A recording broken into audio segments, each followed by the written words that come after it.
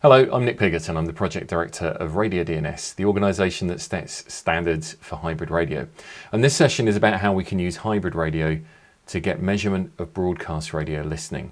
And that measurement is really important because it's what guides investment, not just in programming, but also in distribution technologies like DAB digital radio.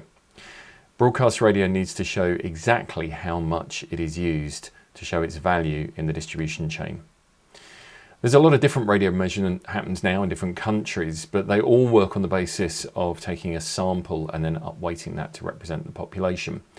But regardless of the methodology, there is a perception that radio measurement is not quite as accurate and as detailed as measurement that comes from internet properties.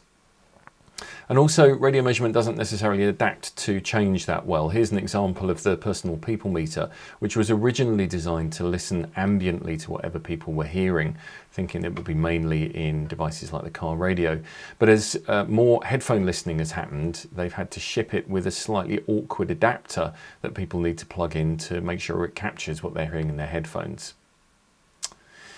Internet measurement is perceived as measuring every user, every action in real time in great deal of detail and produces a very deep data set that can be analysed.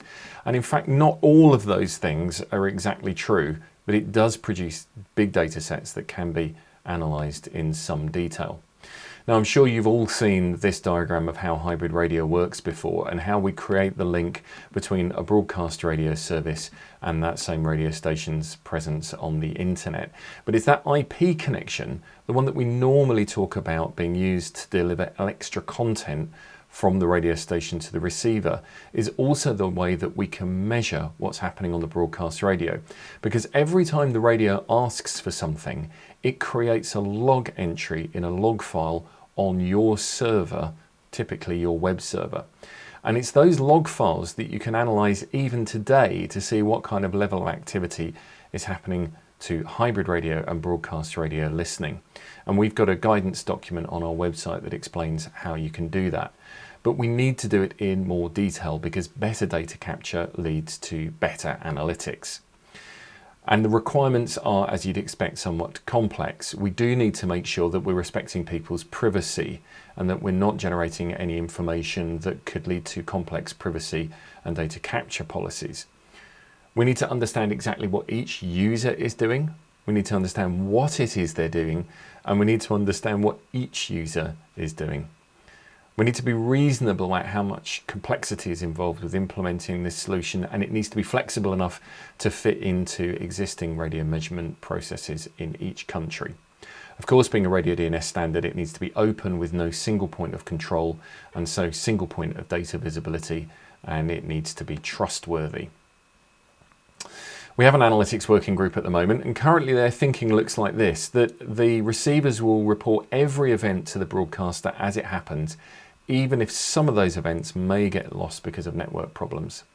It will track tune in and tune out events, and it will cover broadcast radio and streaming listening. It will allow you to look at the journey of a user across several sessions, and also if you own a group of stations, it will allow you to track that user across listening across those groups. There are still issues we need to look at. We need to check that our sample sizes are going to be reasonable.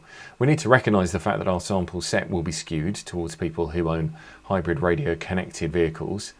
We need to make sure that people do trust the data that's being passed around and generated by the system, and understand exactly how much detail we can track before we run into privacy issues. And then we need to understand what happens when this is used alongside a scenario where the user has allowed to be explicitly and personally identified with something like logged on listening. The outcome of all this work will be a new standard for analytics for broadcast radio that will be, like all our standards, open, decentralized, scalable, durable, and trustworthy.